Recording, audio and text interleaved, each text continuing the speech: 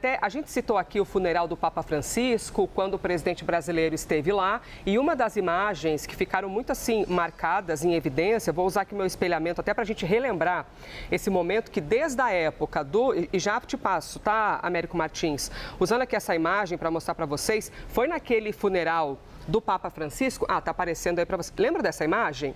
O Donald Trump reunido com o Zelensky, já naquelas andanças para tentar avançar com o fim da guerra entre Ucrânia e Rússia.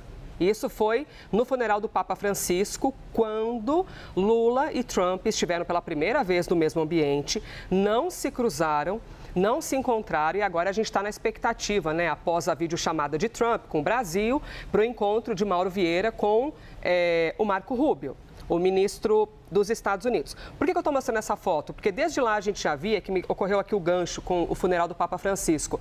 O Trump reunido com o Zelensky, desde então também nós acompanhamos o Trump em relação à faixa de Gaza. Então, o presidente dos Estados Unidos bifocando em duas condições diferentes. Então, eu vou citar a faixa de Gaza aqui, Américo Martins, para poder te ouvir sobre os avanços que nós estamos tendo. Tanto que Trump falou essa semana que deveria ter sido ele o ganhador do Nobel da Paz, né?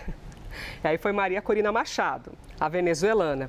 Ô, Américo, após o desenrolar na faixa de Gaza, uma coisa é o cessar-fogo no Oriente Médio e outra coisa é a libertação de reféns. Com o cessar-fogo, a gente já viu aquele formigueiro de gente voltando para casa, a imagem é muito sensível. E a libertação de reféns, está prevista? E está prevista para quando isso acontecer?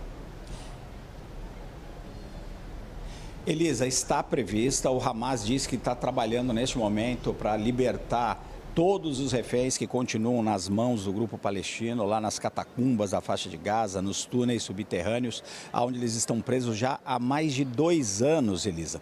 Uma das previsões é que eles sejam libertados em pontos diferentes da faixa de Gaza, porque eles estão presos, estão ali cativos em áreas diferentes da faixa de Gaza, então eles não serão libertados aparentemente no mesmo local, vão ser em pontos diferentes da faixa de Gaza e o deadline que eles têm, aí o prazo limite seria no início da manhã, no horário de Brasília, na segunda-feira. Mas agora existe a perspectiva de que provavelmente eles sejam liberados em algum momento de amanhã, no domingo. O Hamas tem 72 horas desde o início desse cessar-fogo que você mencionou para libertar todos os reféns que estão nas mãos do Hamas. E esse prazo vence na manhã de segunda-feira, mas o Hamas já estaria aí se antecipando, já estaria organizando essa libertação dos reféns junto com a Cruz Vermelha Internacional. Nas outras ocasiões em que nós tivemos cessar-fogo, que acabaram não funcionando,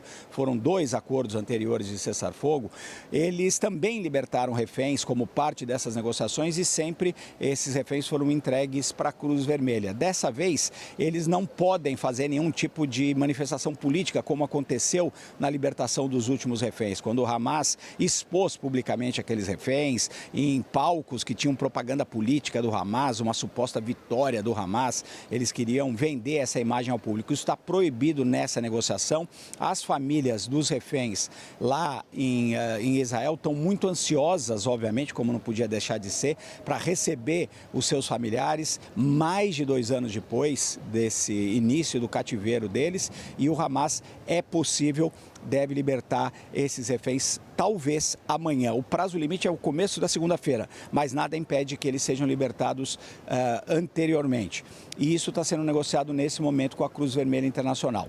Ontem, o presidente Donald Trump, continuando falando de Gaza, Elisa, foi perguntado sobre a possibilidade desse cessar-fogo continuar e, eventualmente, virar um acordo de paz de verdade, dando fim a essa guerra formalmente. Porque é muito importante a gente separar o que é um acordo de paz, que é o que está acontecendo neste momento, que tem essa troca dos reféns, libertação de prisioneiros palestinos e o fim das hostilidades entre os dois lados, mas isso não significa o fim da guerra. As tropas israelenses ainda estão ocupando metade do território de Gaza, Gaza, desconfiam muito da possibilidade do Hamas tentar fazer algum tipo de ataque contra os interesses israelenses, contra os próprios soldados. Então, não temos ainda um acordo de paz e o fim da guerra. Mas o presidente Donald Trump foi perguntado sobre isso e ele disse o seguinte, que o Hamas vai libertar todos os reféns e que ele acredita que o cessar-fogo vai ser duradouro. Por que ele acredita nisso? Porque ele diz que os dois lados estão cansados dessa guerra e que esse é um bom acordo tanto para os israelenses